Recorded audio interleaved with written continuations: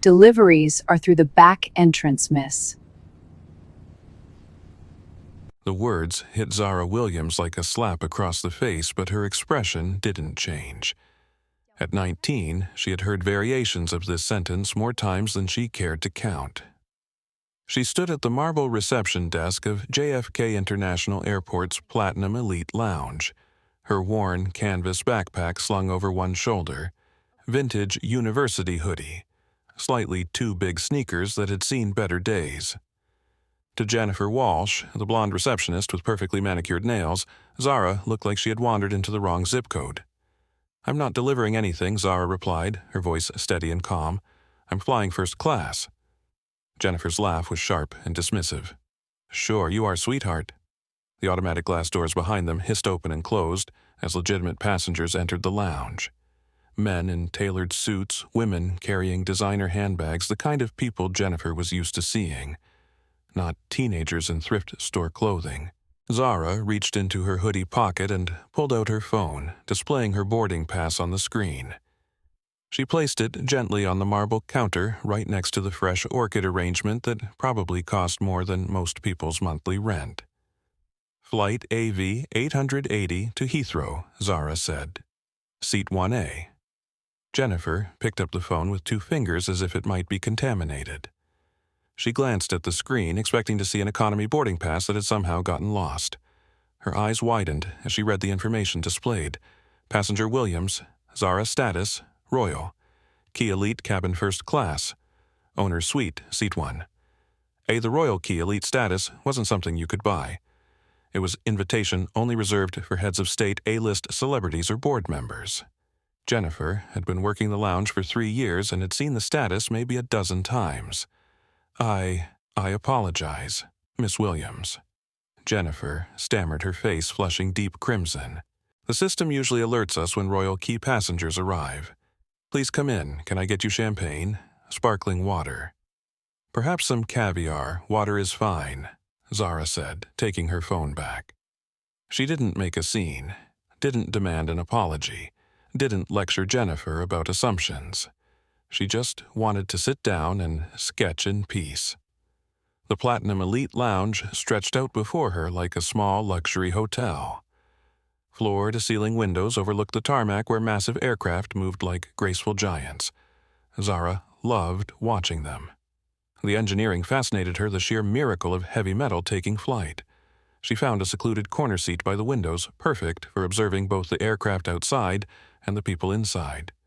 She pulled out her sketchbook, a battered leather journal filled with drawings of planes, faces, moments that caught her eye. Art was her language, her way of processing the world.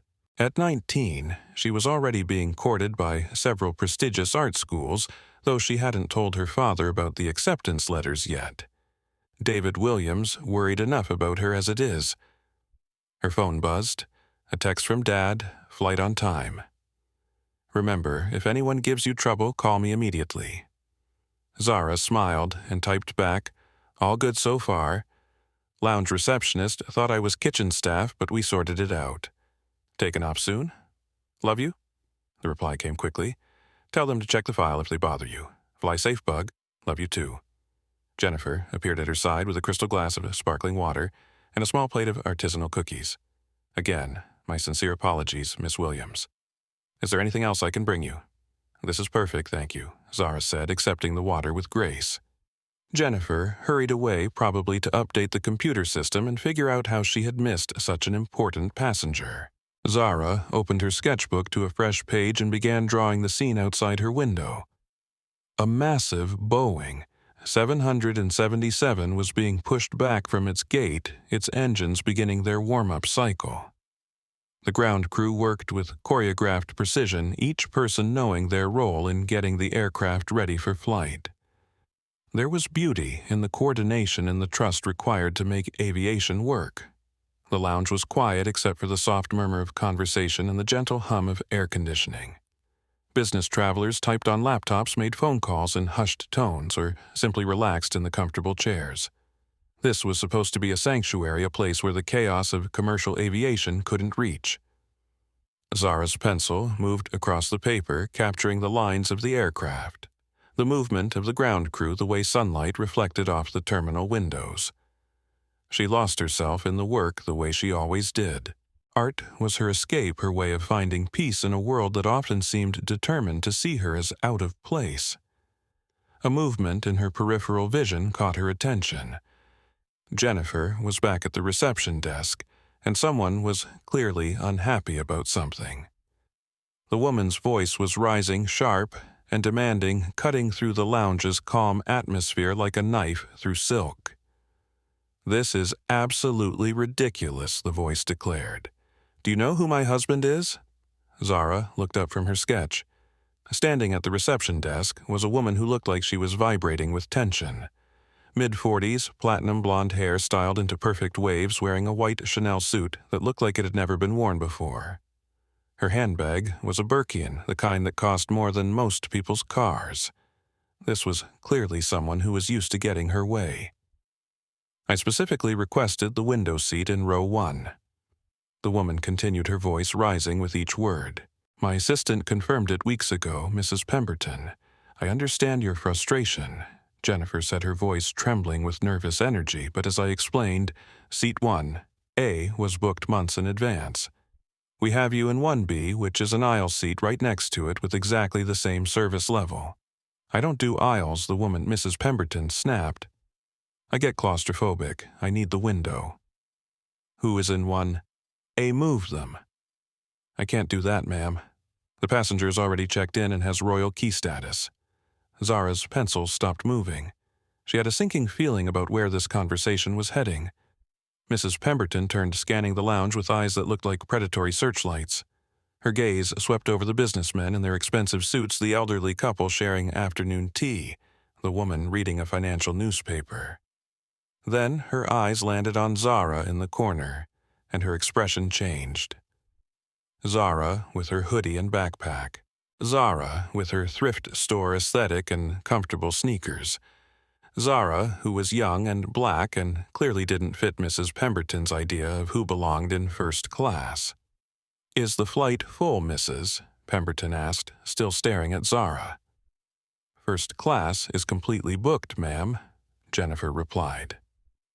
Mrs. Pemberton didn't respond. She straightened her blazer, smoothed her hair, and walked to the buffet area, pouring herself a mimosa with deliberate movements. But Zara could feel the weight of that stare, the calculation behind those eyes. Zara put her headphones back on and turned up the volume, trying to block out the tension that had suddenly filled the room. She sent another text to her father. "Might need that call after all. Some woman wants my seat." The response came back immediately. "Say the word, I'll handle it." Zara hoped she wouldn't have to make that call. She hated using her father's name, hated the way it changed how people treated her. She wanted to be Zara the artist, not Zara the CEO's daughter. But as she watched Mrs. Pemberton's reflection in the window, mimosa in hand, and calculation in her eyes, she had a feeling this flight was going to be anything but peaceful. The lounge's PA system crackled to life, "Good morning, passengers. First-class boarding for Flight AV 880 to London Heathrow will begin in 15 minutes at Gate B12. Zara closed her sketchbook and gathered her things. It was time to face whatever Mrs. Pemberton had planned. Victoria Pemberton had never been told no in her life, and she wasn't about to start accepting it now. At 47, Victoria had perfected the art of getting her way through a combination of money influence and sheer force of will.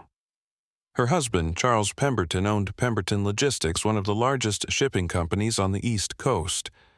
Their wealth had opened every door, smoothed every path, and eliminated every obstacle she had ever encountered. Until today, standing at the buffet with her mimosa, Victoria studied the lounge like a general surveying a battlefield. The elderly couple by the window were clearly wealthy. The woman's jewelry alone was worth more than most people's houses. The businessmen were potential board members or executives. These people had earned their place in first class, but the girl in the corner, the one with the ratty backpack and the hoodie that looked like it came from a discount store, that was obviously a mistake. Victoria pulled out her phone and speed-dialed her husband's office. Charles answered on the first ring. "Victoria, aren't you supposed to be boarding soon, Charles?" I need you to make a call, Victoria said, her voice tight with controlled frustration. Some girl is in my seat and the airline staff is being completely unreasonable about moving her. What do you mean, your seat? I thought you had 1B. I specifically requested 1A. You know I can't fly aisle seats. The claustrophobia is unbearable. This girl clearly doesn't belong in first class. I mean, look at her. She's probably using a stolen credit card or something. Charles sighed. Victoria, you can't just accuse people of credit card fraud because they don't dress the way you expect. I'm not accusing anyone of anything, Victoria said, though her tone suggested otherwise.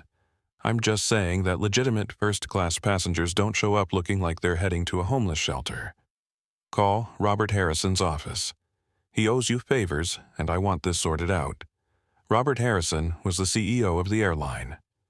Charles and Victoria had donated to his children's private school fundraiser last year, and Victoria considered that a debt to be collected when necessary. I'll see what I can do, Charles said, but Victoria, please don't make a scene. The last thing we need is bad publicity. Victoria hung up without saying goodbye. Bad publicity was exactly what the airline would get if they didn't fix this situation. She had social media followers, connections in the press, and a very clear understanding of how to make corporate executives uncomfortable. She walked back to the reception desk where Jennifer was trying to look busy by organizing brochures that were already perfectly arranged. I've spoken with my husband, Victoria announced. He's calling Robert Harrison's office directly. I expect the situation to be resolved before we board. Jennifer's face went pale. Robert Harrison was several levels above anyone she had ever spoken to at the company. If Mrs. Pemberton really had that kind of connection, Jennifer's job could be in jeopardy. Mrs. Pemberton, I wish I could help you, but royal key status takes priority over all other requests. I simply don't have the authority to move a royal key passenger. Then get someone who does have the authority, Victoria snapped. I'm not getting on that plane unless I have the window seat I requested. Carlos Rivera, the lounge manager, had been watching the conversation from his office doorway. At 38, Carlos had seen every type of entitled passenger the airline industry had to offer. He approached the desk with the diplomatic smile he used for difficult situations. Good morning, Mrs. Pemberton. I'm Carlos Rivera, the lounge manager. Jennifer briefed me on your situation. I completely understand your concerns about the seating arrangement. Finally, Victoria said, someone with sense. I need you to move whoever is in 1A to another seat, preferably coach where they belong. Carlos's smile never wavered, but Zara could see the tension in his shoulders from across the room. I'm afraid that's not possible, ma'am. The passenger in 1A has our highest tier of elite status. Moving a royal key passenger would violate our service agreements. Royal key status. Victoria's voice rose an octave. That girl is 19 years old. How could she possibly have royal key status? Age isn't a factor in our elite programs, Carlos explained patiently. Royal key status is typically extended to family members of board members, major corporate partners, or individuals who have made significant contributions to the company. Victoria turned to stare at Zara again, who was now standing near the boarding area, with her backpack calmly checking her phone. The idea that this teenager could have legitimate first-class status was incomprehensible to Victoria. In her world, status was earned through marriage inheritance or business success, none of which applied to college-age girls in thrift store clothing. There has to be a mistake, Victoria insisted. Run the credit card, check for fraud. I guarantee you'll find something wrong with her booking. Mrs. Pemberton. Carlos said carefully, I cannot and will not run unauthorized credit checks on our passengers based on their appearance. That would be both illegal and against company policy. Victoria's face flushed red. Are you suggesting that I'm discriminating against her? I'm not suggesting anything, ma'am. I'm simply explaining that we cannot move a royal key passenger based on another passenger's seating preferences. The PA system crackled again. Ladies and gentlemen, we are now beginning first-class boarding for Flight AV 880 to London Heathrow. All first-class passengers may now proceed to Gate B12. Zara gathered her things and walked toward the exit. Victoria watched her every step, her mind racing with plans and strategies. If the airline wouldn't move the girl voluntarily, Victoria would find another way to get her window seat. "This isn't over," Victoria told Carlos. "My husband has significant influence with this airline. You'll be hearing from corporate before we land." Carlos maintained his professional smile as Victoria stormed out of the lounge, but he had a sinking feeling that Flight AV 880 was going to be anything but routine. He pulled out his radio and contacted the gate agent. "Linda, this is Carlos in the Platinum Lounge. We have a potential situation developing with Flight 880. Passenger in 1B is extremely agitated about the seating assignment. Might want to give the crew a heads up." "Copy that, Carlos. I'll brief Carmen when she arrives." As the lounge emptied for boarding, Jennifer slumped in her chair. "That woman is going to get someone fired before this is over," she muttered. Carlos nodded grimly. In his 15 years with the airline, he had seen passenger disputes escalate to incredible levels. The combination of wealth entitlement and cramped aircraft cabins created a perfect storm for conflict. And Victoria Pemberton looked like the eye of a hurricane waiting to make landfall. The jet bridge stretched ahead like a tunnel to trouble. Zara walked down the carpeted corridor, her sneakers silent against the floor. The cool air conditioning carried the familiar scent of aircraft fuel and cleaning supplies, a smell she'd grown to love over the years of flying with her father on business trips. At the aircraft door, a flight attendant with tired eyes and a forced smile waited to scan boarding passes. Her name tag read Carmen Rodriguez, and at 42, Carmen had been flying for 20 years. She had seen it all: drunk passengers, medical emergencies, weather delays, and every variety of entitled traveler the skies had to offer. But lately, the job felt more like customer service hell than the glamorous career she had once imagined. "Boarding pass," Carmen said without making eye contact, her scanner ready. Zara held out her phone. Carmen glanced at the screen, expecting to see another standard first-class boarding pass. Instead, she saw something that made her pause. Royal Key Elite, Seat 1A. Carmen looked up at Zara, really looked at her for the first time. 19 years old, black, wearing clothes that belonged in a college dorm room, not a premium cabin. Carmen's mental programming kicked in immediately. Young black woman in first class equals potential problem. Either stolen credit card, employee family flying on benefits, or some kind of mistake that would need to be sorted out. "1, a left side window," Carmen said, waving Zara through while making a mental note to keep an eye on the situation. Zara stepped into the cabin of the AirVantage A350. The first-class section was stunning. Not just seats, but individual suites with sliding privacy doors, lie-flat beds, and personal entertainment systems. Seat 1A was the crown jewel, offering maximum privacy and the best views. Zara stowed her backpack in the overhead bin, took off her hoodie to reveal a simple white t-shirt underneath, and settled into the plush leather seat. She was just pulling out her sketchbook when the atmosphere in the cabin shifted like a storm front moving in. Victoria Pemberton had arrived. She entered the aircraft like she owned it, bringing a cloud of heavy floral perfume and an energy that made everyone look up. Her Chanel suit was pristine, her jewelry caught the cabin lights, and her Birkin bag was positioned like a weapon of mass destruction. She stopped abruptly at row 1, staring at the seat numbers as if they had personally offended her. 1A, window seat. Occupied by a teenager in a t-shirt. 1B, aisle seat. Empty and waiting for her. Victoria stood in the aisle, blocking the flow of passengers, and stared directly at Zara. The privacy door to 1A was still open, giving Victoria a clear view of her target. "Excuse me," Victoria said loudly, her voice carrying across the first-class cabin. "You're in my seat." Zara looked up from her sketchbook, her expression calm and patient. "I don't think so. This is 1A. I'm assigned to 1A. Victoria laughed a dry, humorless sound that made other passengers turn to watch. "There's been a mistake. I specifically requested this seat weeks ago." "Then you should check your boarding pass," Zara replied evenly. "Because mine says 1A.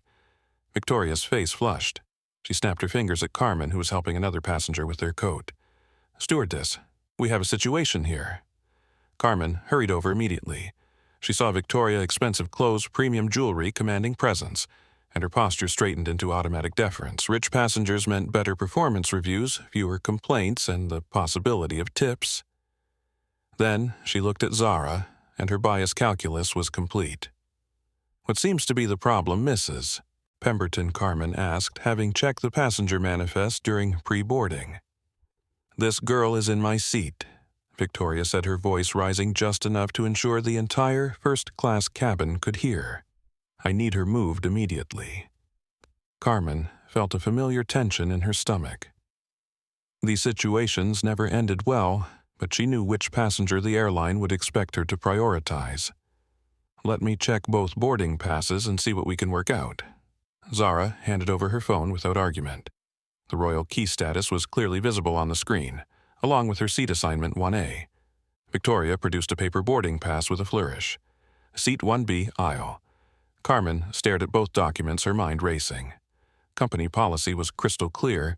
Royal key passengers could not be moved except for safety reasons. But Victoria Pemberton looked like the type of person who could make Carmen's life miserable with a single phone call to corporate. "Mrs. Pemberton Carmen said carefully, "Your assigned seat is 1B, which is right here next to 1A. Same row, same service level, just aisle instead of window."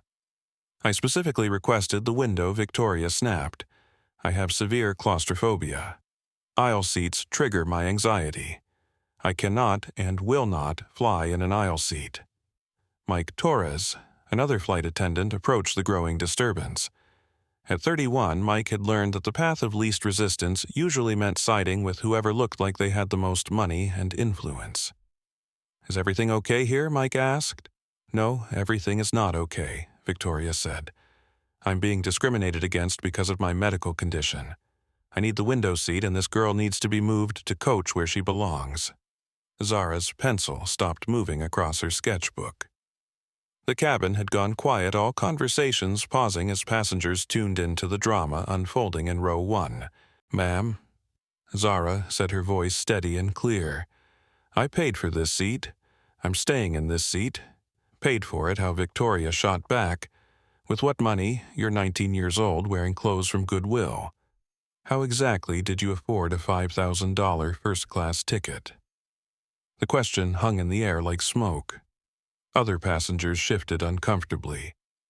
An elderly white couple in 1C and 1D whispered to each other. A Hispanic businessman in 2A pulled out his phone and began discreetly recording. Zara felt the familiar heat on the back of her neck, the same sensation she had experienced in the lounge with Jennifer. But this time, there was nowhere to retreat. She was trapped in her seat with a cabin full of witnesses and a flight attendant who clearly wasn't going to defend her. "How I pay for my tickets is not your business," Zara replied, her voice calm but firm. "Just like your financial situation is not mine." Victoria's eyes narrowed. "Don't get smart with me, young lady. I know exactly what this is. You probably used someone else's credit card or booked with stolen miles. People like you always find a way to get things you haven't earned." The racist undertone in Victoria's words was unmistakable. The Hispanic businessman in 2A raised his phone higher, making sure he captured everything. A white tech executive in 2B opened Instagram and began live-streaming, his viewer count already climbing. Carmen knew she was watching her career potentially explode in real time. Whatever decision she made next would determine whether she kept her job or became the subject of a viral discrimination video. "Let me contact the captain," Carmen said, reaching for her radio. "Captain Bradley can sort this out." "There's nothing to sort out," Zara said firmly. "I have a ticket. I have a seat assignment. I'm not moving." Victoria pulled out her phone and speed-dialed her husband. "Charles." "Yes, I'm on the plane now. The situation is even worse than I thought. This girl is being completely unreasonable and the crew isn't helping at all. Yes, call Robert Harrison immediately. Tell him I want this handled at the highest level." As Victoria spoke, her voice growing louder and more agitated with each word, the tech executive's live-stream viewer count hit 10,000 and kept climbing. The comments section was already exploding with reactions. "WTF is wrong with that lady? Move your entitled ass to your assigned seat. Karen, that girl has more class than this rich witch." "Someone's about to get dragged." Zara sat quietly in her seat sketchbook in her lap and watched the storm gather around her. She had a choice to make. She could call her father and end this immediately, or she could see how far Victoria Pemberton was willing to take her tantrum. She pulled out her phone and sent a quick text. "It's happening. They're backing her." The reply came instantly. "Say the word bug. I can end this with one phone call." Zara looked around the cabin at all the watching faces at the cameras recording at Carmen's conflicted expression.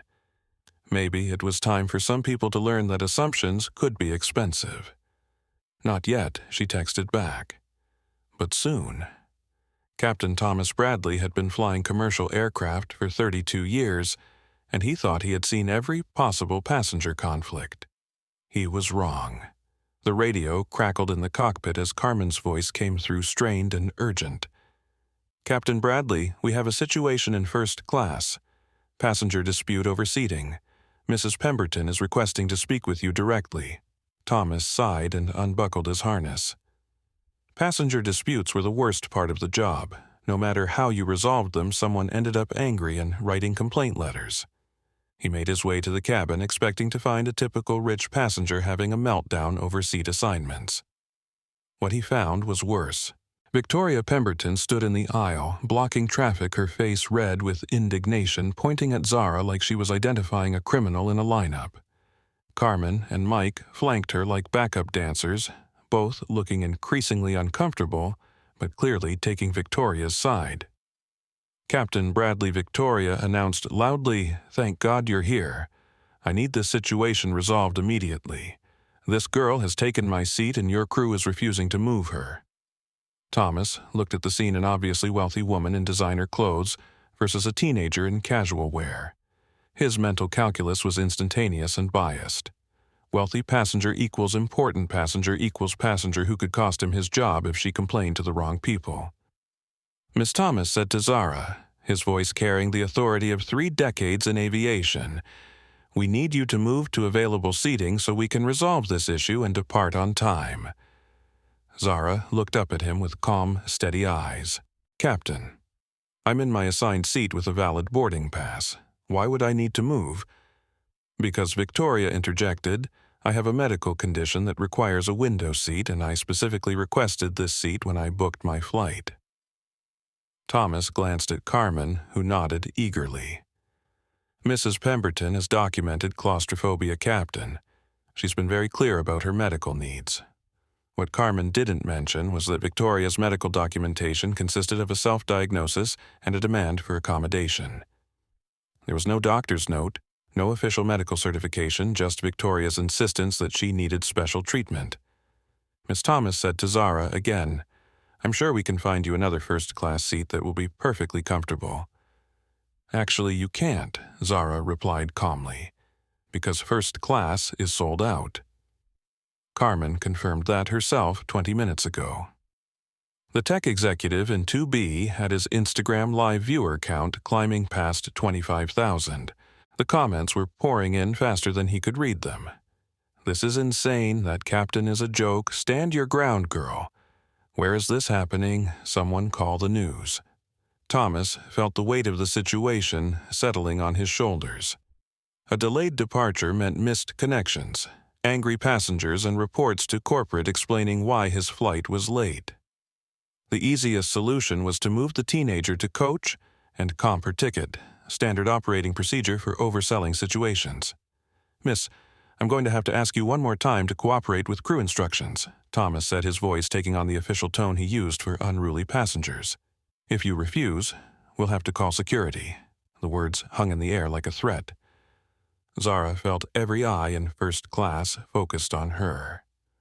This was the moment she had been dreading, the moment when quiet compliance became impossible. "Captain Zara," said her voice clear and steady, "are you threatening to have me removed for sitting in the seat I paid for?" "I'm asking you to be reasonable," Thomas replied. "And I'm asking you to follow your own policies," Zara shot back. "Check my boarding pass, check my status. Then explain to me why a medical condition that isn't documented anywhere trumps a confirmed seat assignment." Victoria's phone buzzed. A text from Charles Robert Harrison's office says their hands are tied on seat assignments. Handle this yourself or get off the plane. Her husband was abandoning her. The airline CEO wasn't taking her calls, and this teenager was making her look like a fool in front of a cabin full of witnesses. Victoria felt her carefully constructed world beginning to crack. "This is discrimination," Victoria announced to the cabin. "I'm being discriminated against because of my medical disability, and this crew is enabling it." The irony was lost on no one. The Hispanic businessman in 2A muttered to his seatmate, "Lady, you're the one discriminating." Carmen's radio crackled with a call from the gate. "Carmen, this is Linda at the gate. We're showing a 15-minute delay for departure." "What's your status?" "We have a passenger situation," Carmen replied, her voice tight. "Still working on resolution." "Copy that. Keep me posted." Every minute of delay meant more scrutiny from corporate, more passenger complaints, and more pressure on Carmen to fix the problem quickly. She made a decision that would cost her everything. "Captain, I recommend we call airport security to resolve this matter," Carmen said loudly enough for the entire cabin to hear. "The passenger in 1A is being uncooperative and disrupting the boarding process." A collective gasp went through the cabin. The elderly couple in 1C looked shocked. The businessman in 2A started recording with both his phone and a backup device. The tech executive's live stream viewer count hit 50,000. "Are you serious right now?" Zara asked her calm, finally cracking just enough to show disbelief. "You're calling security on me for sitting in my assigned seat." "You're disrupting the flight," Mike added, backing up Carmen's decision. "Security can escort you to a different seat or off the aircraft entirely." Zara felt her phone buzz with another text from her father. "Bug, what's happening? I'm seeing social media posts about a situation on your flight." The story was already spreading beyond the aircraft. Someone had shared the live stream and it was being reshared across multiple platforms. Seatgate was starting to trend. "I'm calling security now," Carmen announced, reaching for her radio. That's when Zara made her decision. She pulled up her father's contact on her phone and hit call. "Carmen," she said quietly, "someone wants to talk to you." The phone rang twice before David Williams answered. "Hey, Bug, are you okay, Dad? I need you to talk to the flight attendant. They're calling security on me for sitting in my seat." Zara held out her phone to Carmen. "He'd like to speak with you."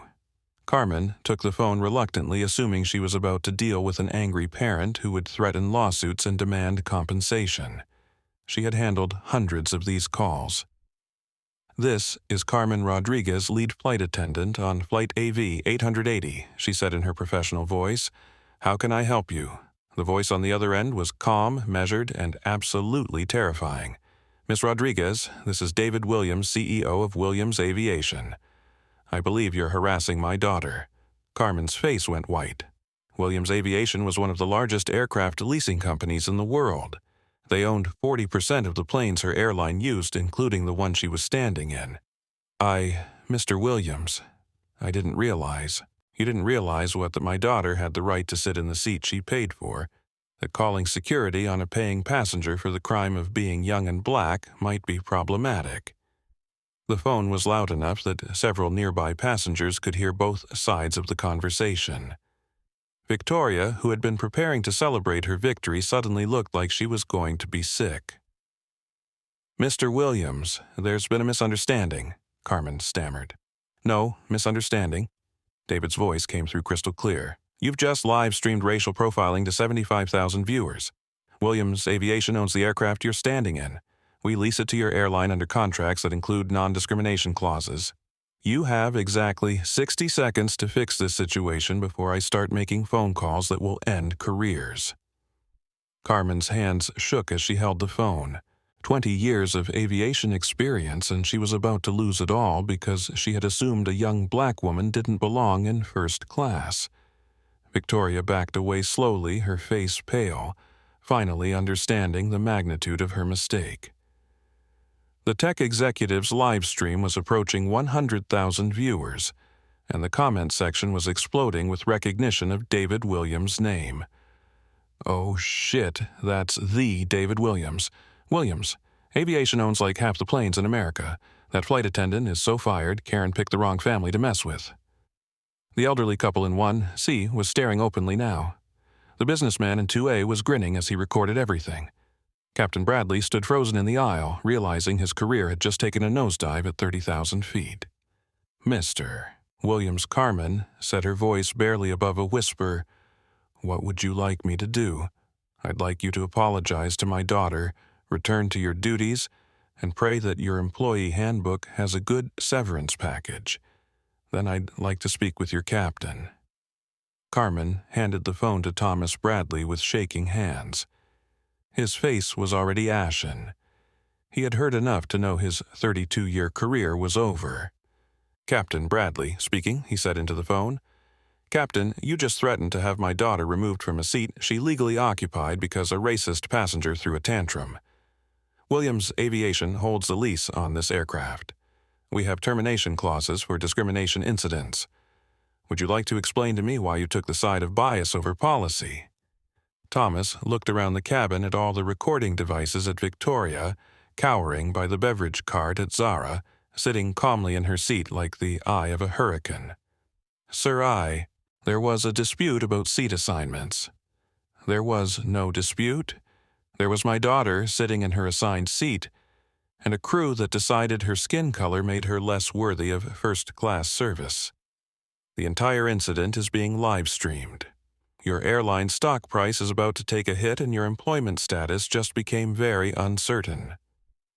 The cabin was dead silent except for the ambient aircraft noise. Every passenger was recording, streaming, or texting about what they were witnessing. Mr. Williams Thomas said desperately, "How can we make this right? You can start." David Williams said, his voice carrying the weight of corporate authority, "By treating my daughter with the respect she deserves. Then you can explain to your supervisors why this flight is about to become the most expensive publicity disaster in aviation history." The phone call that was supposed to save Carmen's career had just destroyed it instead. As Captain Bradley handed the phone back to Zara with trembling hands, airport security arrived at the aircraft door. Officer James Murphy, a 38-year-old veteran with 15 years of airport experience, stepped into the first-class cabin followed by his partner, Officer Sophia Martinez. Murphy had responded to hundreds of passenger disputes over the years. Drunk travelers' fare dodgers, people trying to sneak into premium cabins. He expected this to be routine remove unruly passenger file paperwork, move on to the next call. What he found was a cabin full of people with phones pointed at a teenager sitting calmly in her seat, while 3 crew members looked like they were attending their own funeral. "We got a call about an uncooperative passenger," Murphy announced to the cabin. "Who's the problem?" Carmen pointed at Zara with a shaking finger. "She's refusing to move from seat 1A. The passenger with the medical condition needs the window seat." Sophia Martinez, Murphy's partner, was younger and more observant. At 29, she had seen enough discrimination cases to recognize the pattern young person of color in expensive setting equals automatic suspicion. She looked at Zara, who was holding her phone and looking remarkably composed for someone who was supposedly causing a disturbance. "Miss, can you show me your boarding pass?" Sophia asked professionally. Zara handed over her phone without argument. Sophia's eyebrows rose as she read the screen. "Royal Key Elite status, seat 1A, paid in full." "Ma'am," Sophia said to Victoria, "can I see your boarding pass as well?"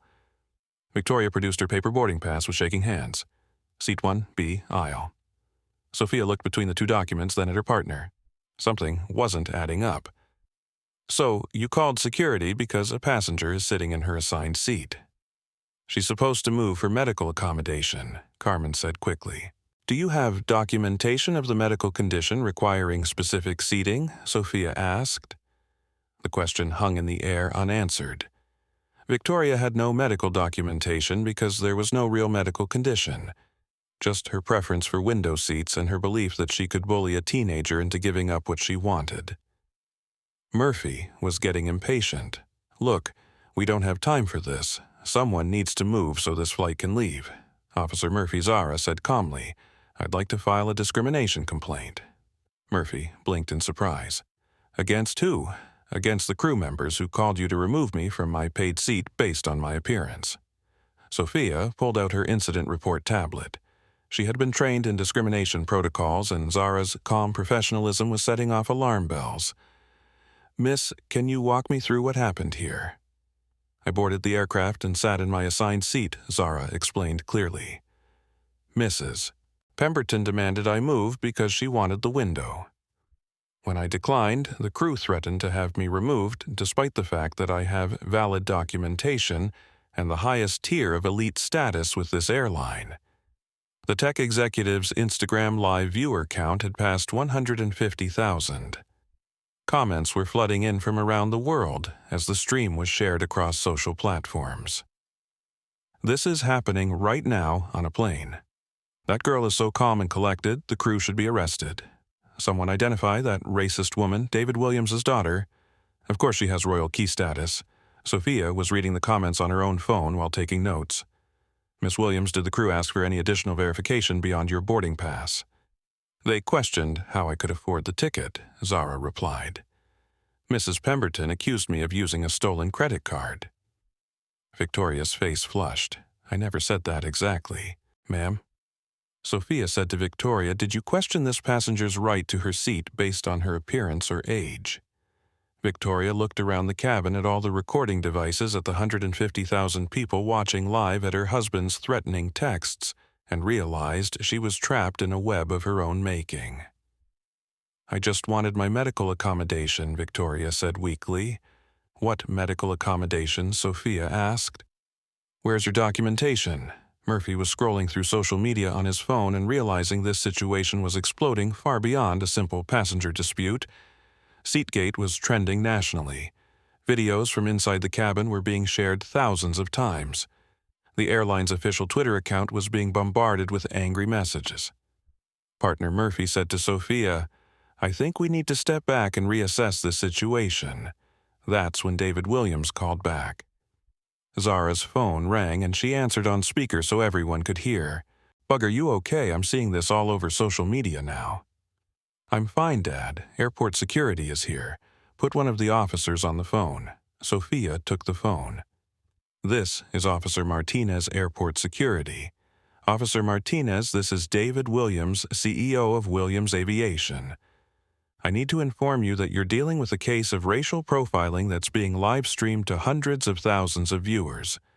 My daughter is being harassed for sitting in her legally purchased seat. Sophia's training kicked in. Mr. Williams, I understand your concerns. We're sorting out the facts right now. The facts are simple. David's voice came through crystal clear. My daughter has a royal key boarding pass for seat 1A. She's being threatened with removal because another passenger wants her seat. This is discrimination and it's being recorded. Murphy looked around the cabin nervously. He had never dealt with anything close to this level of visibility. Sir, we're just responding to a crew request for assistance, and I'm informing you that the crew request was based on racial bias. Williams Aviation leases aircraft to this airline. We have zero-tolerance policies for discrimination.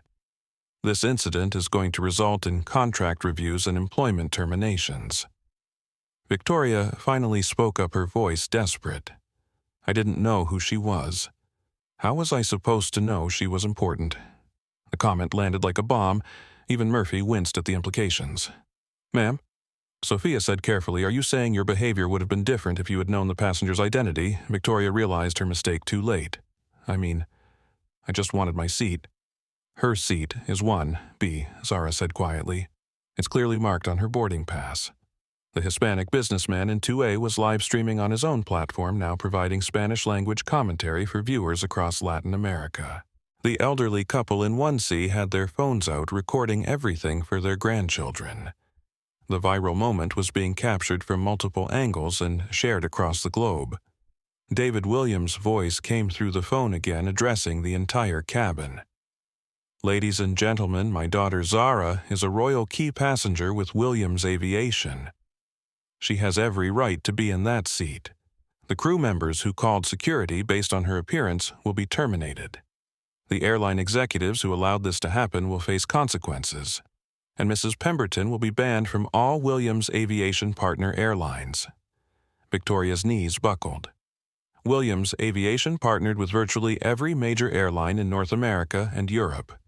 Being banned from their partner network would effectively end her ability to fly first class anywhere. "You can't do that," Victoria whispered. "Watch me," David replied. "Officer Martinez, I'm sending corporate security to meet this aircraft when it lands. This incident will be thoroughly investigated." Sophia looked at her partner, then at the crew, then at the dozens of recording devices capturing every word. "Mr. Williams, we're going to file a report on this incident. It appears your daughter was subjected to discriminatory treatment. Thank you, Officer Martinez. And officers. The passenger in seat 1B needs to be moved to coach. First class is reserved for people who can behave with dignity." Murphy nodded. "Ma'am, we're going to need you to gather your things and move to your assigned seat in coach." "I don't have a coach seat," Victoria protested. "I'm first class," Sophia checked her tablet. "Ma'am, according to the manifest, you have seat 1B. If you're not comfortable in that seat, we can arrange alternate accommodations in the main cabin." Carmen finally found her voice. "We don't have any available coach seats. Then Mrs. Pemberton can take the next flight." David's voice came through the phone with finality. "This aircraft doesn't depart with her on it." The tech executive's live stream hit 200,000 viewers as Victoria's public meltdown reached its peak. Comments were pouring in faster than the platform could display them. "Get her off the plane. Rich people think they own everything. That girl handled this like a boss. David Williams is a legend. Justice being served in real time." Captain Bradley stepped forward, his career already over, but hoping to minimize the damage. "Mr. Williams will remove Mrs. Pemberton from the aircraft immediately."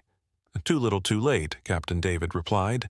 "You threatened to remove my daughter for being black in first class.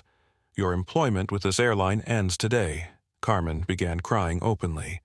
20 years of flying, and she had destroyed her career in 20 minutes because she couldn't see past her own bias. Sir Carmen sobbed, "I'm sorry. I made a mistake." "You made a choice," David corrected. "You chose to side with prejudice over policy. You chose appearance over facts. You chose discrimination over dignity. That choice has consequences." Sophia and Murphy escorted Victoria off the aircraft as she protested loudly about her rights, her husband's influence, and the unfairness of the situation. Her complaints were recorded by dozens of phones and shared instantly across social media. As the aircraft door closed behind them, the first-class cabin erupted in applause. The Hispanic businessman shouted "Bravo!" The elderly couple clapped enthusiastically. The tech executive's live-stream chat was filled with celebration emojis. Zara sat quietly in her seat, sketchbook in her lap, and called her father back. "Thank you, Dad," she said softly. "You don't thank family for doing the right thing, Bug. Are you okay? I'm okay. Just tired. Get some rest on the flight. And Zara, I'm proud of you for standing your ground." As the aircraft pushed back from the gate, Zara opened her sketchbook and began drawing the scene she had just lived through. Not the anger or the confrontation, but the moment when justice finally spoke louder than bias. The drawing would become the centerpiece of her first solo art exhibition, Altitude and Attitude Dignity, at 30,000 feet. The aircraft finally pushed back from the gate 3 hours behind schedule, but the real turbulence was just beginning. As Flight AV 880 climbed toward the cruising altitude, the story of Zara Williams was exploding across every social media platform on Earth. The tech executive's Instagram Live had peaked at over 400,000 simultaneous viewers before ending, but dozens of other passengers had captured pieces of the confrontation from different angles. Seatgate was trending worldwide. Justice for Zara was climbing the charts. First-class Karen had turned Victoria Pemberton into an international symbol of entitled racism. David Williams was in his corner office on the 52nd floor of Williams Aviation Headquarters in Manhattan, watching the situation unfold in real time across multiple screens. Social media, feeds, news alerts, and stock price monitors painted a picture of corporate crisis management in motion. His assistant, Rebecca Torres, knocked on the doorframe. "Mr. Williams, I have airline CEO Robert Harrison holding on line 1. He says it's urgent." David had been expecting the call. He picked up his desk phone with a slight smile. "Robert, I assume you're calling about Flight 880. Robert Harrison's voice was strained with barely controlled panic. "David, what the hell happened on that plane? My PR department is melting down. Our stock price has dropped 12% in the last 2 hours." "What happened," David said calmly, "is that your crew racially profiled my daughter and threatened to have her arrested for sitting in her assigned seat. I understand there was a misunderstanding." "There was no misunderstanding, Robert. There was bias. Pure, documented, live-streamed bias. Your flight attendant called security on a Royal Key passenger because she was young and black." Robert's silence stretched for 10 seconds. "David, you know how much our partnership means to both companies. Williams Aviation and our airline have been working together for 15 years, and that relationship is exactly why this is so disappointing," David replied. "I trusted your airline with my daughter's safety, and your crew turned her into a spectacle for their own prejudices." Rebecca knocked again and slipped a note across David's desk. "CNN wants a statement. Fox News holding on line 3. BBC requesting interview." Robert David continued, "I'm looking at media requests from around the world. This story isn't going away. Your crew made my daughter famous for being discriminated against. How do you plan to fix that?" "Tell me what you want," Robert said desperately. "Full apology. Financial compensation. We'll fire the entire crew." David looked out his office window at the Manhattan skyline. "You're missing the point. This isn't about money or apologies. It's about the fact that your employees see a young black woman in first class and automatically assume she doesn't belong there." On his computer screen, David was scrolling through social media posts about the incident. The comments were overwhelmingly supportive of Zara, but they also revealed how common her experience was. "This happened to me on Delta last year. Same thing on United. They questioned my military ID flying while black is apparently a crime. At least she had her dad's backing. Robert David said, I'm terminating our leasing contracts for all Williams Aviation aircraft in your fleet. That's 42 planes worth approximately $800 million in assets." The silence on the other end of the line was deafening. "David, please, let's talk about this rationally. One incident doesn't represent our entire company culture. One incident that was live-streamed to 500,000 people, David corrected. One incident where your captain, your lead flight attendant, and your cabin crew all sided with racial bias over company policy." Rebecca knocked again. "Sir Williams Aviation stock is up 18%. Apparently, investors are supporting your stance." David smiled grimly.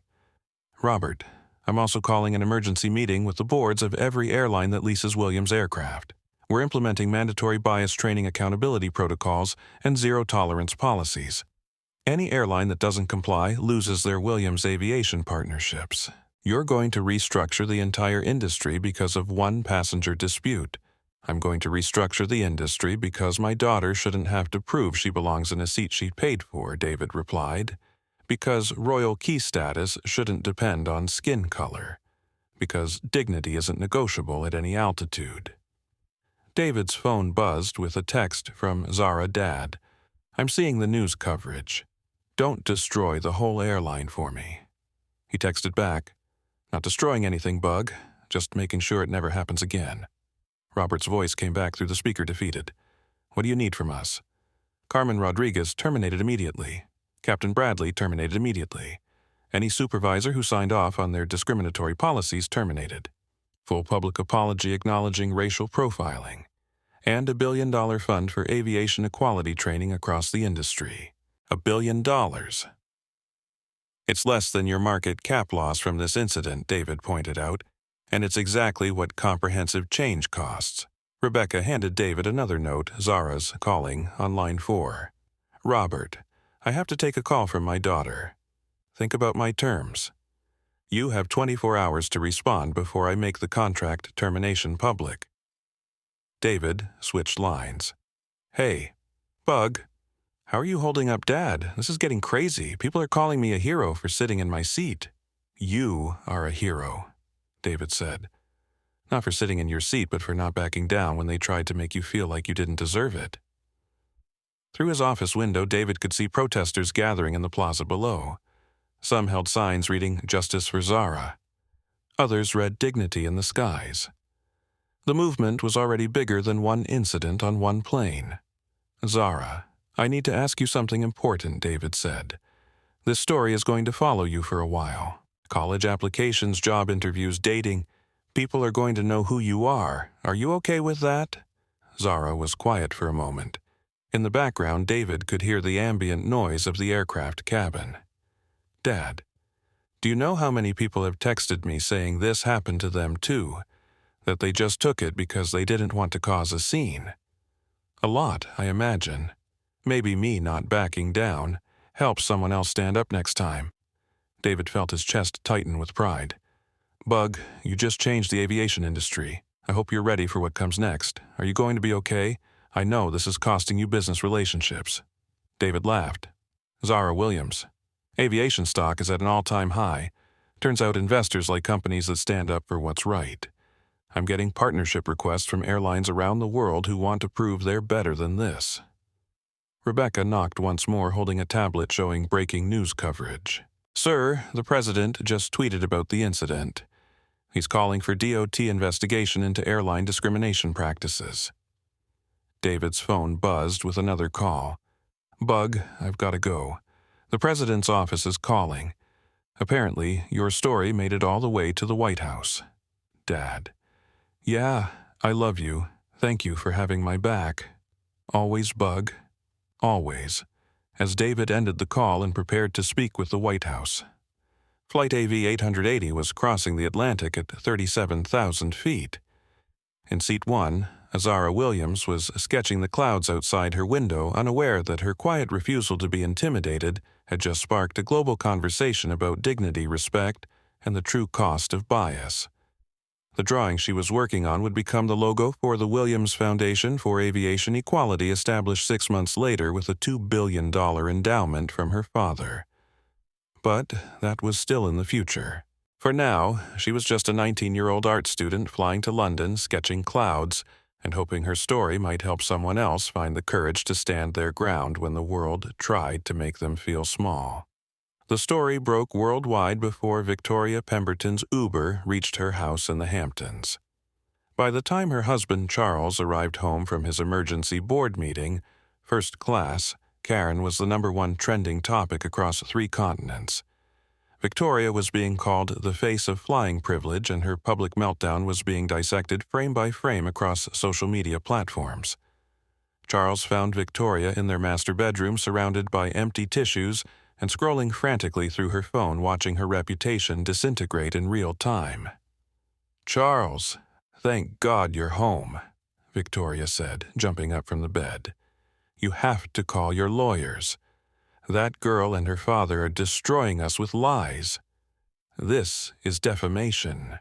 Charles set down his briefcase with deliberate care. His face was grim, aged 10 years in the past 4 hours. "Victoria, I've spent the afternoon in crisis meetings with our board, our investors, and our legal team," he said quietly. "There's no defamation case here." "What do you mean? They're making me look like a racist." "They're not making you look like anything," Charles replied. "You did this to yourself. On camera, in front of hundreds of thousands of witnesses." Victoria's phone buzzed with a notification. Someone had created a Wikipedia page for her titled Victoria Pemberton, Aviation Discrimination Incident. She was officially internet famous for all the wrong reasons. "Charles, you have to fix this. Call your friends at the network. Get the story buried. Use your influence." Charles sat heavily on their California king bed. Victoria Pemberton Logistics stock has dropped 40% since this afternoon. "We've had 3 major clients terminate their contracts. FedEx is reviewing our partnership. Ford canceled our automotive parts deal." Victoria stared at him, unable to process what she was hearing. That's impossible. This was just one argument on one airplane. One argument that was live-streamed to the world, Charles corrected. One argument where you accused a teenager of credit card fraud based on her race. One argument where you demanded special treatment because you couldn't handle sitting next to a black girl.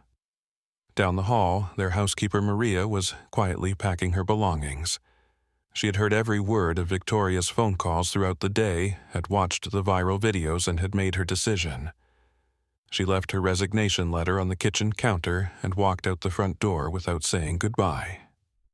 Victoria's phone rang. Her sister Jennifer was calling from Ohio. "Jen, thank God. I need you to issue a statement defending me. Tell people this is being blown out of proportion." Jennifer's voice was cold. "I'm not issuing any statements. I'm also not taking any more of your calls. My kids are being bullied at school because of you. Their friends' parents won't let them come over. You've made our entire family toxic."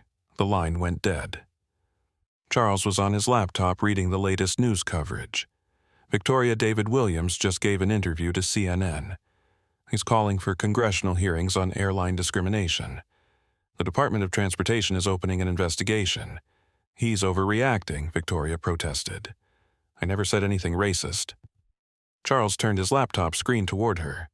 "Victoria, watch your own behavior." He clicked play on the CNN interview. David Williams appeared on screen composed and articulate, sitting in his corporate office with the Manhattan skyline behind him. "Anderson, my daughter is a sophomore at Parsons School of Design. She's 19 years old, she's brilliant, and she's never hurt anyone in her life. Yesterday, she was humiliated on a commercial aircraft because a crew decided that her skin color made her less worthy of first-class service. Mr. Williams, some people are saying your response has been excessive. You've terminated hundreds of millions in aircraft leasing contracts. Anderson, what's excessive is asking a teenager to prove she belongs in a seat she paid for. What's excessive is calling security on a Royal Key passenger because another passenger threw a tantrum. What's excessive is the fact that this happens to black travelers every single day, and most of them don't have the resources to fight back." Victoria watched in horror as David Williams demolished every excuse she might have used. "Mr. Williams, Mrs. Pemberton claims she has a medical condition requiring window seating. Anderson, if Mrs. Pemberton has a legitimate medical condition, she should book window seats. She shouldn't demand that other passengers give up their assigned seats. And she certainly shouldn't question how a black teenager could afford first-class travel." Charles closed the laptop. "Victoria, that interview has been viewed 12 million times in the last 2 hours. David Williams is worth approximately $8 billion. He owns or leases aircraft to every major airline in North America. You picked a fight with one of the most powerful men in aviation." Victoria's world was collapsing faster than she could comprehend. "Charles, what are we going to do?" Charles stood up and walked to their walk-in closet. He emerged with a suitcase and began packing methodically. Charles said quietly. "There is no we anymore." Victoria watched in stunned silence as her husband of 22 years folded shirts and placed them in luggage. "Charles, what are you doing?" "I'm leaving you, Victoria. My lawyers will contact your lawyers about the divorce proceedings." "You can't leave me. This will blow over." Charles stopped packing and looked at his wife directly. "Victoria, in the last 6 hours I've received calls from our country club asking us to resign our membership. Our children's private school has requested a meeting to discuss your values alignment with their institution. The charity board you chair voted to remove you in an emergency session. The yacht club has revoked our privileges." He resumed packing. "But the real reason I'm leaving isn't the social humiliation or the financial losses," Charles continued. "It's because I watched you try to destroy a teenager's dignity because you wanted her seat. And even now, after everything that's happened, you still think you were right." Victoria began crying real tears this time. "Charles, please. We can get through this together." "No, we can't," Charles said firmly, "because I finally see who you really are, and I don't want to be married to that person." Charles's phone buzzed with a text from his lawyer. "Prenup is ironclad. Victoria gets minimal assets. Papers can be filed tomorrow." Victoria's own phone was buzzing constantly with notifications, death threats, reporters requesting interviews, memes using her image, job recruiters rescinding offers she had been considering. An hour later, Charles was gone. Victoria was alone in their 8-bedroom house, surrounded by the luxuries that would soon belong to lawyers and creditors. She turned on the television, hoping to find coverage that painted her in a more sympathetic light. Instead, she found herself watching the evening news coverage of her own destruction. Tonight, the story of a viral airplane confrontation has sparked a national conversation about privilege and discrimination in air travel. Victoria Pemberton, wife of shipping magnate Charles Pemberton, is facing widespread criticism after videos showed her demanding that a black teenager give up her first-class seat. The anchor continued. Meanwhile, Zara Williams has become an unexpected symbol of grace under pressure. The Parsons art student maintained her composure throughout the confrontation and has declined all interview requests, instead releasing a simple statement thanking supporters and calling for kindness in travel. Victoria threw the remote control across the room where it shattered against the wall. Outside, news vans were arriving in her neighborhood.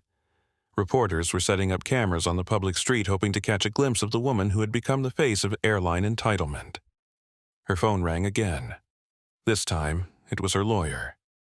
Victoria, I need to advise you that several class action suits are being filed against you for creating a hostile environment for minority travelers.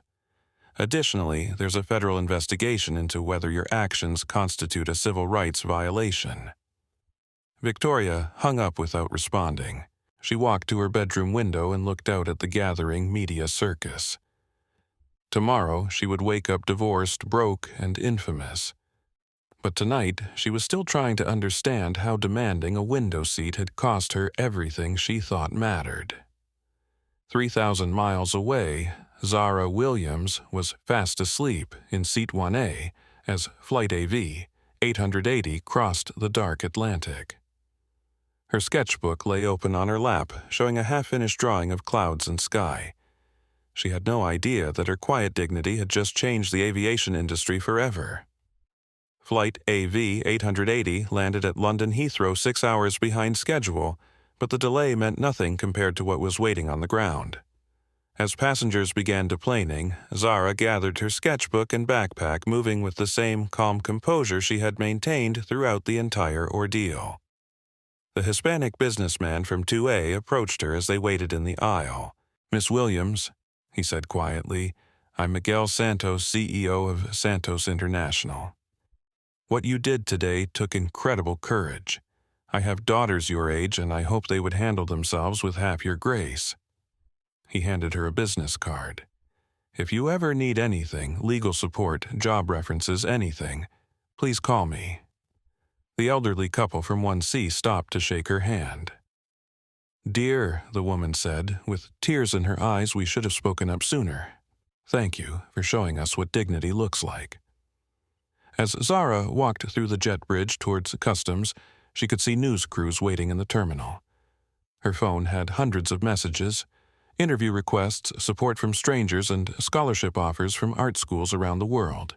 But she slipped through a side exit with the help of airport security, avoiding the media entirely. She had no interest in becoming a celebrity for being discriminated against. Meanwhile, back in New York, the consequences were swift and severe. Carmen Rodriguez cleaned out her locker at JFK at 6 a.m., 3 hours before her termination meeting. 20 years of service ended with a form letter and an escort to the parking garage. Her supervisor handed her final paycheck with barely concealed disgust. "Carmen, you know this didn't have to happen," her supervisor said. "You had the policies memorized. You knew better." Carmen nodded, unable to speak. She had thrown away her career and her pension because she couldn't see past her own assumptions about who belonged in first class. Captain Thomas Bradley lasted 1 day longer. His termination hearing was a formality. The video evidence was overwhelming, and the airline's insurance company was demanding his removal to limit liability exposure. At 54, Thomas faced the reality that his flying career was over. No airline would hire a captain terminated for discrimination. His 40-year dream of aviation had ended because he chose bias over policy. The airline's stock price stabilized after CEO Robert Harrison announced comprehensive reforms, mandatory bias training for all employees' hidden camera programs to monitor crew behavior, and a zero-tolerance policy for discrimination. But the real changes were happening at Williams Aviation headquarters. David Williams announced the creation of the Williams Foundation for Aviation Equality, funded with a $2 billion endowment. The foundation would provide scholarships for underrepresented students pursuing aviation careers, fund discrimination prevention programs, and support passengers who faced bias while traveling. Within 72 hours of the incident, David had received partnership requests from airlines around the world, all eager to prove they were better than the company that had discriminated against his daughter. Victoria Pemberton's life continued its downward spiral with mechanical precision. The divorce papers were served while she was still in her bathrobe reading about herself in the morning news. Charles had moved quickly and efficiently using their prenuptial agreement to minimize her settlement. Pemberton Logistics declared bankruptcy within a week. The company Charles had spent 30 years building couldn't survive the association with his ex-wife's viral racism. 200 employees lost their jobs, and Charles lost everything except his determination to rebuild far away from Victoria's shadow. The house in the Hamptons went up for sale immediately. Victoria's designer clothing and jewelry were liquidated to pay legal fees. Her social media accounts remained deactivated. Any attempt to resurface online was met with an immediate barrage of criticism and memes. But perhaps the most telling consequence was the simple fact that Victoria Pemberton had become unemployable. Her name was permanently associated with entitlement and discrimination. Background checks revealed the viral video. Reference calls went unreturned. The woman, who had once demanded special treatment because of her husband's wealth, was now working part-time at a department store in Ohio, living with her sister who barely tolerated her presence. 6 months after the incident, Victoria was recognized while working her retail shift. A teenage customer pointed at her and said loudly, "Oh my God, you're first-class Karen." The video of Victoria's humiliation at the cash register went viral again, a reminder that the internet never forgets. Zara, meanwhile, was thriving. Her Instagram following had grown from 300 to over 2 million, all drawn to her art rather than her fame. Fashion brands reached out for collaborations. Art galleries requested exhibitions. Scholarship offers poured in from the world's top design schools. But Zara remained focused on her work. She used her platform to showcase other young artists of color, turning her unexpected fame into opportunities for people who looked like her. The sketchbook from Flight AV 880 became the centerpiece of her first solo exhibition, Altitude and Attitude Dignity, at 30,000 feet. The drawing she had made during the confrontation sold for $50,000, with all proceeds donated to legal aid organizations fighting travel discrimination. The exhibition's opening night was attended by David Williams, Miguel Santos, the elderly couple from 1C, and hundreds of supporters who had followed Zara's story from its viral beginning.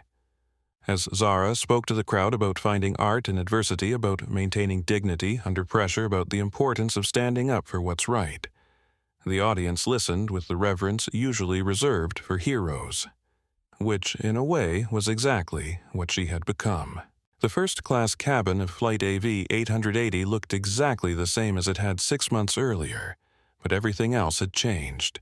Zara Williams settled into Seat 1A for her return flight to New York, marking exactly 6 months since the incident that had transformed her life and reformed an industry. This time, there were no confused looks from crew members, no questions about her legitimacy, no demands for additional verification. This time, the lead flight attendant, a young woman named Sarah Chen, recognized her immediately. "Miss Williams, welcome aboard," Sarah said with genuine warmth. "I wanted to personally thank you for what you did. I'm Asian American, and I faced my own challenges in aviation. Your courage made things better for all of us. The changes extended far beyond individual attitudes." Every crew member now wore a small pin reading "Dignity in Flight," a symbol of their commitment to the Williams Foundation's equality standards. Hidden cameras monitored cabin interactions with footage reviewed by independent bias detection specialists. The airline had invested over $500 million in cultural reformation, turning the Zara Williams incident from a liability into a competitive advantage. They were now marketed as the most inclusive airline in the world, and their bookings from diverse passengers had increased by 40%. Zara pulled out her sketchbook. A new one, leather-bound with her initials embossed in gold, a gift from her father. She was working on designs for her upcoming collaboration with a major fashion brand, a line of travel wear that combined comfort with style, marketed with the tagline, "Travel with dignity, arrive in style." Her phone buzzed with a text from David Bugg, saw the quarterly reports. Passenger satisfaction up 25% since we implemented the new training. You changed the culture, proud of you. Zara smiled and typed back, I just wanted a seat, Dad, but I'll take the win. 3 rows behind her, a young black businessman named Marcus Johnson was settling into his first-class seat for the first time in his life. He had seen Zara's story, had been inspired by her grace under pressure, and had finally saved enough money to treat himself to premium travel. The flight attendant welcomed him warmly, offered him champagne, and made no assumptions about his right to be there. As the aircraft pushed back from the gate, Marcus sent a text to his girlfriend, "First class is amazing, and no one questioned whether I belong here. Things really have changed." Across the Atlantic, Victoria Pemberton was stocking shelves at a Target in suburban Ohio. At 47, she had lost everything: her marriage, her money, her social status, and her sense of self. The prenuptial agreement had left her with minimal assets, just enough to rent a small apartment and survive on part-time retail wages. Her sister, Jennifer, had made it clear that Victoria's stay was temporary. "You can live in my basement until you get back on your feet," Jennifer had said, "but I won't have my children exposed to your attitudes." Victoria's days followed a mind-numbing routine: wake up at 5 a.m., work an 8-hour shift arranging merchandise, and dealing with customers who sometimes recognized her return to her sister's basement, and scroll through social media watching her former friends live the life she had lost. The country club had permanently revoked her membership. Her former charity board had renamed their annual gala to specifically exclude any association with her legacy. The private school her stepchildren attended had requested that Charles change their last name to avoid embarrassing other families. But perhaps the cruelest irony was that Victoria had become a case study in business schools across the country. MBA students analyzed her viral meltdown as an example of how personal bias could destroy corporate value. Her face appeared in PowerPoint presentations about reputation management and crisis communication. The Pemberton effect had entered academic lexicon as a term for the exponential damage that could result from public displays of discrimination in the social media age. Victoria's attempts to rehabilitate her image had failed spectacularly. A YouTube apology video was so widely mocked that she took it down after 24 hours. A magazine interview where she claimed to be the real victim sparked another wave of criticism that lasted for weeks. The truth was that Victoria had never truly understood what she had done wrong. In her mind, she had simply asked for what she wanted: the window seat she preferred. The fact that her request came at the expense of a black teenager's dignity was something she couldn't quite grasp. During her lunch break at Target, Victoria sometimes searched for news about Zara Williams. She watched with bitter envy as the young woman she had tried to humiliate received scholarship offers, art exhibition opportunities, and collaboration deals worth millions. Zara's success felt like a personal insult to Victoria, proof that the world was unfairly rewarding someone who should have simply moved when asked. Carmen Rodriguez had landed at rock bottom even faster than Victoria. Terminated from the airline with cause, she was ineligible for unemployment benefits and blacklisted from aviation jobs. At 52, she was working double shifts at an airport Starbucks serving coffee to the same types of passengers she used to supervise. The irony wasn't lost on her former colleagues. Carmen, who had once wielded authority over first-class cabins, now took orders from teenagers and cleaned up spills for minimum wage. Her apartment in Queens was a studio barely large enough for a bed and a kitchen table. The walls were thin, and she could hear her neighbors arguing through the drywall. It was a far cry from the suburban house she had lost when she couldn't make mortgage payments. Carmen's downfall had been documented by aviation industry publications as a cautionary tale about the real costs of workplace discrimination. Her 20-year career had been reduced to a single viral moment of bias that defined her professional legacy. Sometimes, during her Starbucks shifts, Carmen would see news coverage of the Williams Foundation's latest initiatives. The organization had distributed over $50 million in scholarships and bias prevention programs, funding positive changes across the aviation industry. She wondered what her life would look like if she had simply checked Zara's royal key status and treated her with standard first-class courtesy. 20 seconds of basic professional service would have saved her career, her home, and her dignity. But that possibility existed only in an alternate universe where bias didn't cloud judgment and assumptions didn't override training. Captain Thomas Bradley had moved to a small farm in Montana, as far from commercial aviation as he could get. At 54, he was unemployable in the industry where he had spent his entire adult life. The Federal Aviation Administration had not revoked his pilot's license, but no airline would hire a captain associated with high-profile discrimination. Thomas spent his days repairing farm equipment and his evenings reading about the industry he could no longer join. He followed news of the Williams Foundation's aviation equality initiatives with a mixture of admiration and regret. In quiet moments, he wondered how different things might have been if he had simply asked to see both boarding passes before making assumptions. Professional neutrality would have revealed the truth Zara belonged in one, A. Victoria belonged in 1B, and the entire confrontation could have been avoided. But professional neutrality had been overwhelmed by unconscious bias, and the consequences had been swift and irreversible. David Williams had become an unlikely hero in the fight for travel equality. His congressional testimony about airline discrimination had led to federal legislation requiring bias reporting and prevention training. The Williams Foundation had partnerships with airlines on 6 continents, creating industry-wide standards for inclusive service. But David's greatest pride wasn't in the corporate reforms or the billions of dollars in social impact investments. It was in watching his daughter handle her unexpected fame with the same grace she had shown during the original confrontation. Zara had used her platform to amplify other voices, to create opportunities for young artists who looked like her, and to prove that dignity wasn't determined by volume or aggression. As Flight AV 880 reached cruising altitude, Zara looked out the window at the same view she had sketched 6 months earlier. The clouds looked identical, but the world below had changed in ways both large and small. A young black businessman was enjoying his first-class experience without harassment. Flight crews across the globe were treating passengers with increased respect and awareness. Discrimination complaints had dropped by 60% as airlines competed to meet Williams Foundation standards. Zara opened her sketchbook and began drawing the scene outside her window once more. This time, she wasn't documenting confrontation or capturing conflict. She was simply appreciating the view from 37,000 feet, the miracle of flight, and the knowledge that the sky was a little more welcoming for everyone who looked like her.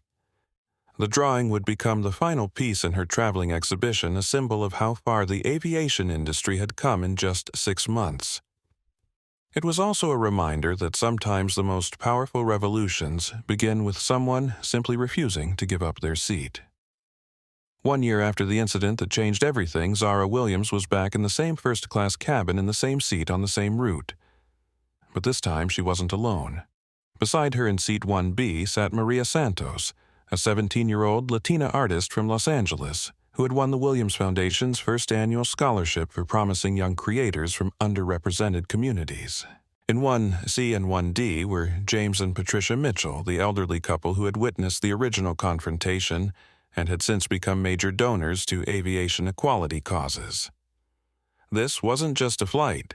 It was the inaugural journey of what David Williams had termed the Dignity Route, a celebration flight that would occur annually to commemorate the changes sparked by one teenager's refusal to be intimidated. As they settled in for takeoff, Zara reflected on how much had changed since that day when Victoria Pemberton had demanded her seat. The Williams Foundation had distributed over $200 million in scholarships, bias prevention training, and legal support for travelers who faced discrimination. Airlines around the world had adopted the Williams Standards, a comprehensive framework for inclusive service that had become the gold standard for the industry. More importantly, the culture of aviation had shifted. Flight crews now underwent quarterly bias training. Passenger complaints about discrimination had dropped by 70%. Young travelers of color reported feeling more welcomed and respected in premium cabins. Miss Williams-Maria said quietly, "I just wanted to say thank you. My parents work in hotels and they've always faced assumptions about where we belong. What you did made it easier for people like me to take up space without apologizing for it." Zara smiled. "You don't need to thank me. I was just sitting in my seat." "But you stayed in your seat," James Mitchell added from across the aisle. "Patricia and I have talked about this for months. We should have stood up for you immediately, but we were cowards. You showed us what courage looks like." The flight attendant approaching their row was Sarah Chen, who had worked the Williams Foundation route since its inception. "Ladies and gentlemen, welcome aboard this special anniversary flight. As we prepare for takeoff, I want to acknowledge that all of us in aviation are better because of what happened in this cabin 1 year ago." Sarah had become something of a legend in the industry. After Zara's incident, she had founded the Flight Crew Alliance for Inclusive Service, an organization that provided bias training and accountability support for aviation professionals. Her work had earned her recognition from the Department of Transportation and a personal meeting with the president. Today's flight carries 180 passengers. Sarah continued including 45 scholarship recipients from the Williams Foundation, 12 crew members who completed advanced bias prevention certification, and 23 passengers who were themselves victims of travel discrimination and are now advocates for change. As the aircraft taxied toward the runway, Zara opened her newest sketchbook. This one was different from her personal collection. It would become part of the Smithsonian's permanent exhibition on civil rights in the digital age. The original sketch from her confrontation with Victoria Pemberton was now displayed in the National Museum of African American History and Culture, alongside artifacts from the Montgomery bus boycott and other pivotal moments in transportation equality. But this sketch would capture something different: progress, hope, and the view from a world where dignity wasn't negotiable. "Miss Williams," a voice said from across the aisle. Zara looked up to see a middle-aged black woman she didn't recognize. "I'm Dr. Angela Foster, and I just wanted you to know that my daughter flew first class for the first time last month. She was nervous about potential discrimination, but the crew treated her like royalty. She said she felt safe because of what you did." Similar stories reached Zara weekly. Parents wrote to thank her for making travel safer for their children. Business professionals shared stories of increased respect in premium cabins. Young people of color reported feeling more confident about taking up space in environments where they might have previously felt unwelcome. The ripple effects extended far beyond aviation. Hotels, restaurants, and other service industries had adopted Williams-style training programs. Business schools taught case studies about how inclusive practices improved both customer satisfaction and financial performance. Victoria Pemberton had inadvertently become a catalyst for the exact opposite of what she intended. Her attempt to diminish Zara's dignity had instead elevated the conversation about respect and belonging to a national level. As Flight AV 880 reached cruising altitude, the pilot's voice came over the intercom. "Ladies and gentlemen, we're now at 37,000 feet, the same altitude where Zara Williams proved that dignity flies higher than prejudice. Today's flight time to London will be approximately 7 hours, the same time it takes to change an industry when you refuse to accept discrimination as normal." Zara looked out the window at the familiar view of clouds and sky. She had sketched this scene hundreds of times now, but it never lost its power to inspire her. The vastness of the sky served as a reminder that there was room for everyone to rise. Her phone buzzed with a message from her father. "Bug just saw the congressional report. Travel discrimination incidents down 68% since the foundation launched. You didn't just change one flight, you changed the entire sky." Zara texted back, "We changed it together, Dad, all of us. And that was perhaps the most important lesson of the entire experience. Change hadn't come from one person's courage alone, but from a community of people who decided that Zara's dignity was worth defending. Miguel Santos had used his influence to pressure other airlines to adopt inclusive policies. The elderly Mitchells had become major philanthropists for travel equality. Sarah Chen and her fellow flight attendants had transformed crew culture from the inside. David Williams had leveraged his corporate power to create industry-wide standards. Even passengers who had simply shared the viral video or donated small amounts to the foundation had played a part in the transformation.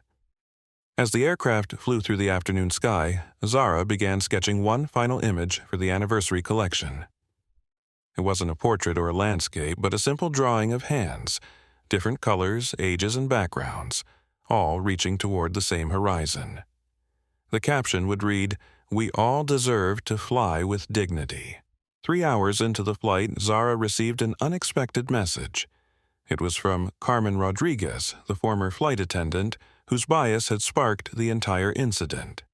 "Miss Williams, I know I have no right to contact you, but I wanted you to know that I've been following your foundation's work. I volunteer at a community center now teaching bias awareness to young people. I can't undo what I did, but I'm trying to make sure others learn from my mistakes. Thank you for turning my worst moment into something meaningful." Zara showed the message to Maria Santos, who read it with wide eyes. "Are you going to respond?" Maria asked. Zara considered the question. Carmen's message represented something important, the possibility of redemption, growth, and learning from failure. Not everyone who made mistakes was willing to acknowledge them or work to do better. She typed a brief response, "Thank you for doing the work to become better." That's all any of us can do. As Flight AV 880 began its descent toward London, Zara closed her sketchbook and reflected on the journey that had brought her here. She had never wanted to be famous for being discriminated against, but she had used that unwanted platform to create something meaningful. The Williams Foundation had changed policies and procedures, but more importantly, it had changed hearts and minds. Young people of color no longer had to wonder if they belonged in first class. They knew they did. Crew members now saw passengers as individuals rather than stereotypes. Airlines competed to demonstrate their commitment to inclusion. The sky, which had once felt hostile to people who looked like Zara, now welcomed them with dignity and respect. As the aircraft touched down at Heathrow, Zara felt a sense of completion. The circle that had begun with one woman's refusal to give up her seat had closed with an entire industry's commitment to ensuring that no one would be asked to give up their dignity again. The final sketch in her anniversary collection would remain blank, its emptiness representing infinite possibility. The promise that there were still stories to be told, progress to be made, and skies to be conquered by anyone brave enough to take flight. Sometimes the smallest acts of courage create the biggest changes. Zara Williams had proven that you don't need to raise your voice to make the whole world listen. You just need to know who you are and refuse to let anyone make you forget it. If this story moved, you remember that dignity isn't negotiable at any altitude. Stand up for yourself and others who deserve respect. Hit that like button if you believe everyone deserves to be treated with dignity. Subscribe to our channel for more inspiring stories of justice and courage, and share this video with someone who needs to hear that their voice matters. Your engagement helps us reach more people with these important messages about standing up for what's right. Remember, the next time someone underestimates you, let them. Then show them who's really in control of their own destiny. Until next time, keep standing up for dignity, respect, and justice at any altitude.